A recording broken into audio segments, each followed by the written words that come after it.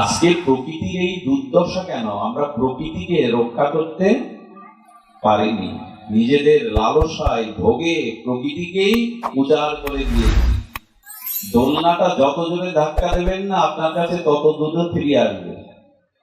প্রকৃতিকে আমরা ভালোবাসিনি, নদীকে, প্রকৃতিকে, পাখিকে, বৃক্ষকে ভালোবাসিনি। চৈত্র বৈশাখ মাসে হিন্দু রমণীগণ বটবৃক্ষ, অশ্বত্থ বৃক্ষ, বেল বৃক্ষ আর আমলকি বৃক্ষে জল ঢালে, সিঁদুর মাথায়। অন্য সমাজের মানুষরা বলে হিন্দুদের ভগবান সবখানে, গাছেও ভগবান। সিঁদুর মাথায় জল ঢালে, তুলসী গাছে জল দেয়। কেন দেয়? অশ্বত্থ পোড়ায় না, বট পোড়ায় না, বিল্ল বৃক্ষ জ্বালানি কাজে লাগায় না। এগুলো কেন? কোটি কোটি বছর আগে আর্য ভারতীয় সনাতন ঋষিরা বলেছে প্রকৃতিকে বাঁচাও, প্রকৃতিকে রক্ষা করো, প্রকৃতি তোমায় রক্ষা করবে। সারা বিশ্ব পুড়ছে কেন? প্রকৃতিকে সনাতনবাদীরাই বলেছিল বৃক্ষকে ভালোবাসো, বৃক্ষকে জল ঢালা, সিঁদুর দিয়ে প্রদীপ দেওয়া মানে কি? ওর ভেতরেই জগতের কল্যাণ লুকিয়ে আছে, জগতের সুপরিবেশ লুকিয়ে আছে। হিন্দুরা ছাড়া, সনাতনী বৈদিক সভ্যতা ছাড়া গাছ পূজা কেউ করে কোন ধর্মে?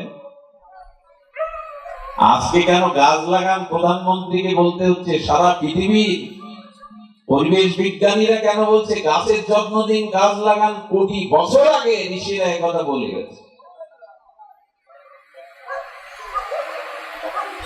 আমরা এদিকে লক্ষ্য করিনি। আমাদের এই সনাতন বৈদিক সভ্যতা চরম বিজ্ঞানের উৎকর্ষতায় ভরা। তো পাখিগুলো বলছেন প্রভু মানুষগুলো হটান, আর এই জগতের যত প্রাণী, জন্তু জানোয়ার, তারা বলছে প্রভু আমাদের তো ওরা রাখলই না, প্রভু আমাদের তো ওরা রাখলই না জন্তু জানোয়ার, প্রভু বিচার দেখুন। আচ্ছা, ভেড়াগুলো এসে বলছেন যে প্রভু আমাদের গায়ে লোম দিয়েছেন কেন? আপনি লোম দিয়েছি শীত বা রৌদ্র থেকে তোমরা বাঁচবে বলে। মানুষ কি করে জানেন প্রভু? আমাদের গা থেকে ওগুলো তুলে নিয়ে ওদের গায়ে সোয়েটার বানায় ভেড়ার লোম দিয়ে। বলুন তো এই অত্যাচার কি ওদের ঠিক হয়? ছাগলটা এগিয়ে এসে বলছে শাক শিশু, আরে তোর তো লোম তুলে নেয়, প্রাণে মারে না, আমাকে তো কেটেই খাই ওরা। কথাগুলো হয়তো আপনাদের প্রবৃত্তিতে, স্বভাবে ব্যথা লাগতে পারে, কিন্তু ওরা বলছে আমাদের অন্যায় কি? আজ বহু মন্দিরে ভগবানের নাম করে পশু বলি হয়, যেটা আদৌ সনাতন ধর্মে, ভক্তি ধর্মের অনুমোদন নাই। কোন প্রাণী হত্যা করে তার রক্তে রঞ্জিত হয়ে ভগবান বা দেবদেবী খুশি হতে পারে না। যিনি একটা ছাগলকে মায়ের কোল থেকে এনে বলি দিচ্ছেন, তাকে একটা আঙুল কেটে মার চরণে দিতে বলুন তো, নিজের একটা কনিষ্ঠ আঙুল। খুব তো একটা প্রাণীকে বধ করলে তুমি তোমার একটা আঙুল দাও না মায়ের চরণে। আদৌ শাক বলি ধর্মের মধ্যে পড়ে না। প্রাচীন বহি রাজা লক্ষ শাক বলি দিয়ে পূজা করছে, রক্তের গঙ্গা বইছে ওখানে। ভক্তির যিনি আমাদের প্রধানতম ভক্তি প্রচারক, ভক্তি সঞ্চারক, ধ্রুব প্রহ্লাদ থেকে যার গায়ের বাতাস লাগলে সকলেই ভক্তি হয়, চন্ডালেরও ভক্তি হয়, সেই দেবশিবান নারদ এসে বলছেন প্রাচীন বহি রাজা, ধর্মের নামে এ কোন অধর্ম? রক্তের গঙ্গা বইয়ে কি ধর্ম করছেন আপনি? বলেন এটা বেদে আছে, বেদের কর্মকাণ্ডে পশু বলির কথা আছে, আপনি কেন বলছেন নারদজি এটা আমি অধর্ম করছি ধর্মের নামে?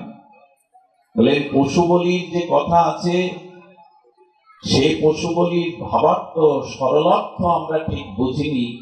তবে আপনি যেটা করেছেন এটা অধর্ম। তাকিয়ে দেখুন, দেবশিবান নারদ অলৌকিক ক্ষমতা দিয়ে তাকে দেখাচ্ছেন দিব্য দৃষ্টি দিয়ে, ফিল্মের মতো করে।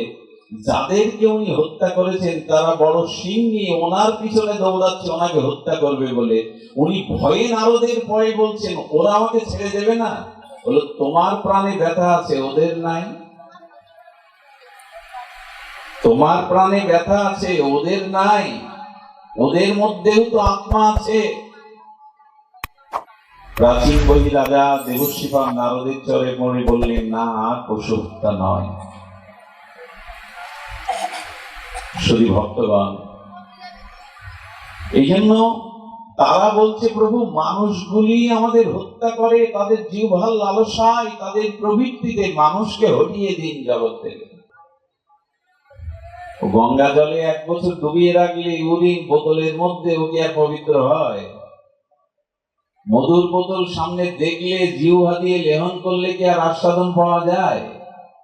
মুকুটই খোলা হয়নি, আমাদের ভেতরে যায়নি কিছু।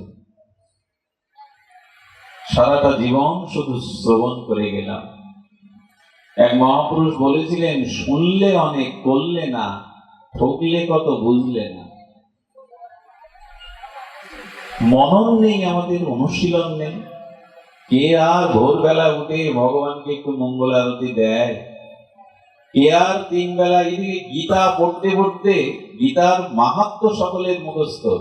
গঙ্গা, গীতা, সাবিত্রী, সীতা, সত্য, পতিব্রতা, ব্রহ্মা বলি, ব্রহ্মবিদ্যা, ত্রিসন্ধ্যা মুক্ত গেহিনী, মুখস্থ কিনা সবাই? এই শব্দটা কি বলা হলো? ত্রিসন্ধ্যা মুক্ত গেহিনী। যিনি ত্রিসন্ধ্যা না করেন তিনি হিন্দুই নন।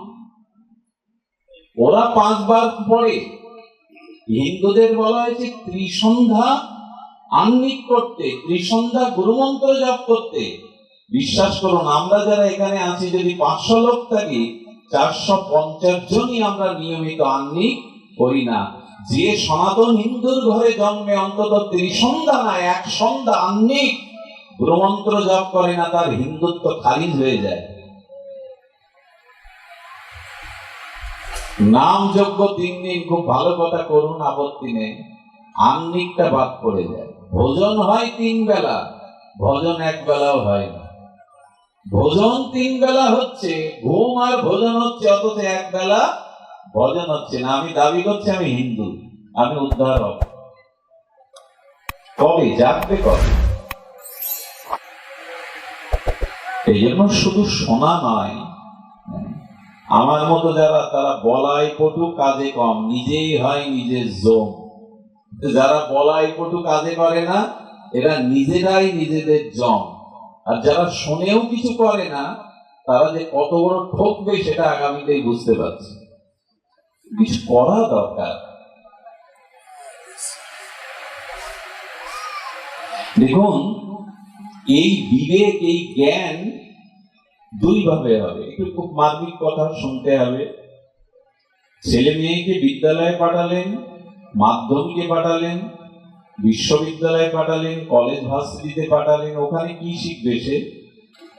ওখানে শিখবে হলো রুটি রোজগারের বিদ্যা। কারণ সে বিদ্যা নিয়ে যদি ডাক্তার হয়, মাস্টার হয়, ইঞ্জিনিয়ার হয়, পাইলট হয়, তার মূল লক্ষ্য তো খেয়ে পরে বেঁচে থাকা, নাকি? পরিবারকে চালানো আর নিজে বেঁচে থাকা। তো রুটি রোজগারের বিদ্যা ওর মধ্যে ডাক্তার, মাস্টার, ইঞ্জিনিয়ার হলে, হ্যাঁ, সেবা কার্যের সাথে সাথে মূল লক্ষ্য থাকে জীবনে প্রতিষ্ঠিত হওয়া, সমাজে প্রতিষ্ঠিত হওয়া। মূল লক্ষ্য এটা থাকে।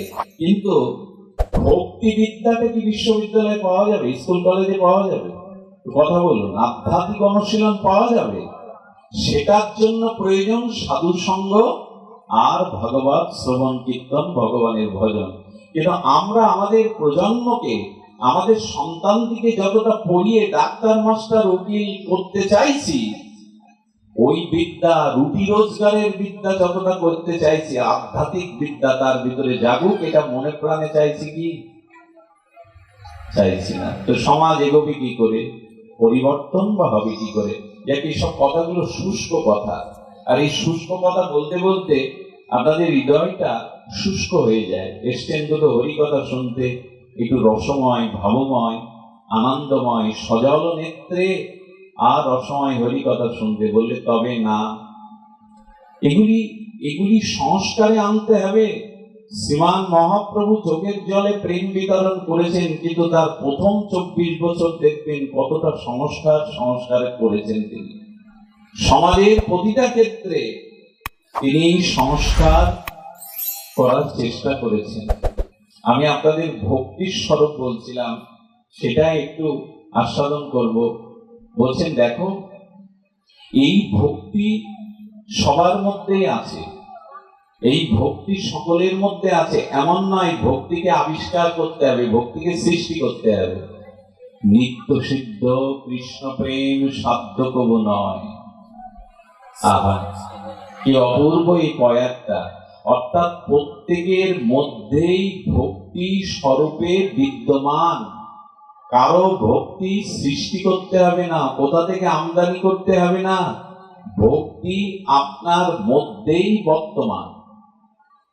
বলে তাহলে তার প্রকাশ নেই কেন?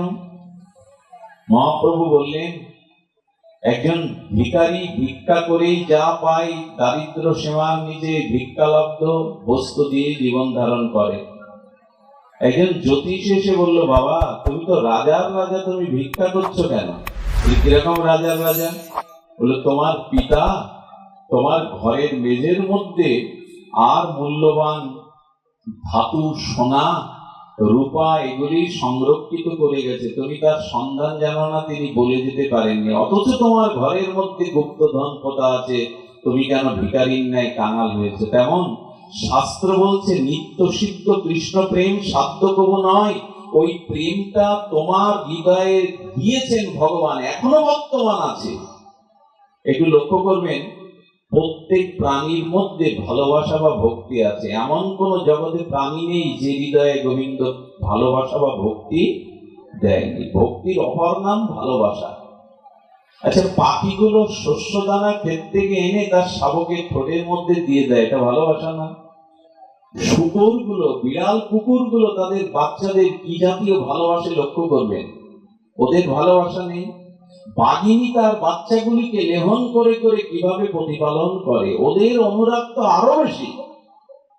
মানুষ তার জন্মের পরে পরিচয় দেবে না বলে ডাস্টবিনে পেপারে মুড়ে জীবন্ত সন্তান ফেলে দেয়, জন্তু জানোয়াররা দেয় না। ওদের ভালোবাসা ওদের সন্তানদের প্রতি আরো বেশি প্রকট। তো যদি ভালোবাসা না থাকবে, তবে ওদের মধ্যে এই জাতীয় প্রীতি কোথা থেকে এলো? গোবিন্দ বলছেন, প্রত্যেকটি জীবের হৃদয়ে আমি বাস করি, প্রত্যেকটি জীবের হৃদয়ে ভালোবাসাটা আমি দিয়েছি। দেখো, সেই ভালোবাসাটা ভক্তি, কিন্তু তোমরা কি করেছো? সেই ভালোবাসা কেউ দেহকে দিয়েছো, সেই যে ভালোবাসাটা কেউ স্ত্রীকে দিয়েছো, কেউ রূপকে দিয়েছো, যৌবনকে দিয়েছো, কেউ ভাইকে দিয়েছো, বন্ধুকে দিয়েছো, কেউ ভালো খাওয়া দাওয়ার মধ্যে দিয়েছো। ভালোবাসাটা এমনি করে ভাগ করে দিয়েছো। আর এই ভালোবাসার সূত্র বলতে গিয়ে বলছেন, অনন্য মমতা বিষ্ণু মমতা প্রেম সঙ্গতা ভক্তিরীতি উচ্চতে বিশ্বদ্ধ প্রহ্লাদ নারদা। নারদ, প্রহ্লাদ, ধ্রুব, ভীষ্ম, এই প্রেম ভক্তির মহাজনরা বলেছেন, যে ভালোবাসাটুকু চারিদিকে ছড়িয়ে দিয়েছো, ওই রকম কিঞ্চিত ভালোবাসা, যতটা দেহকে ভালোবাসো, স্ত্রীকে ভালোবাসো, বন্ধুকে ভালোবাসো, টাকাকে ভালোবাসো, গাড়িকে বাড়িকে ভালোবাসো, ওই রকম একটু ভালোবাসা ওদের কাছ থেকে নিয়ে আমার গোবিন্দকে দেওয়ার নামই ভক্তি। ভালোবাসা আছে তোমার মধ্যে, ভালোবাসাটা অন্য জায়গায় নিয়োগ দিয়েছে। ভালোবাসা ভক্তি তোমার মধ্যে আছে, কিন্তু নিয়োগটা দিয়েছে অন্য জায়গায়, আমাকে দাওনি। এই তাকে একটু মমতা বা আসক্তি, ভালোবাসার নাম হলো ভক্তি। তাকে একটু ভালোবাসার নাম হলো ভক্তি। কিন্তু দেখুন কি অবাক কাণ্ড, আমরা জগৎকে ভালোবেসেছি, স্ত্রী পুত্রকে ভালোবাসা দিয়েছি, দেহকে ভালোবাসা দিয়েছি, কত জনকেই দিয়েছি, কিন্তু যাকে ভালোবাসা দিলে ভক্তি হবে তাকে দেইনি। এইটা দেওয়ার জন্যই এই ভাগবতে আসা। এই দীক্ষা, শিক্ষা, শাস্ত্র, স্বাধ্যায়, পাঠ, কীর্তন, ওই ভালোবাসাটা একটু তাকে দেওয়া, তাকে দেওয়া। ভালোবাসাটা বিশ্বদেব বলছেন, মোর ঘুরিয়ে দাও। অনন্য মমতার দ্বারা একটু ভগবানকে ভালোবাসো। তার জন্য তোমার প্রাণ কাঁদে, তো তার জন্য তুমি রাত্রে না ঘুমিয়ে একটু ভাবনার মধ্যে বিনিদ্র রজনী স্বপ্নবিহীন রাত কাটিয়েছো ভগবানের জন্য। তার পথে চলতে গিয়ে মান অপমান সহ্য করেছো, দুটো টাকার জন্য, সংসারের জন্য কত লাঞ্ছনা অপমান, মাথার ঘাম পায়ে ফেলো, ভগবানের জন্য এরকম কিছু করেছো তুমি? নিজের বেলায় সব জোটে তোর, ভগবানে দিদি আটি কুটি, উন্নতি তাই পথ হারালো, পাওয়ার পথ তুই দিলি লুটি। তোর বেলায় সব জোটে, ভগবানের বেলায় কিছু জোটে না। একে ভালোবাসা বলা যায় না, একে প্রীতি বলা যায় না। তাই একটু ভগবানের প্রতি মমতাটা দিন, ভালোবাসাটা দিন। এই ভালোবাসাটা দেওয়ার নামই হলো ভক্তি। আমি ভক্তির স্বরূপকে খুব সহজ করে একটু অনুভব করবার, আপনাদের অনুভূতিতে আনবার চেষ্টা করছি। ভক্তি মানে পাহাড় প্রমাণ কিছু নয়। ভক্তি মানে একটু মমতা দিয়ে ভগবানকে ভালোবাসা, একটু মমতাটা তাকে দিই। এইটুকু যদি না পারি না, বিবেক পেয়ে, বিচার পেয়েও যদি ভগবানকে একটু ভালোবাসা না দিতে পারি, আমাদের থেকে হতভাগ্য এ সংসারে আর কে আছে?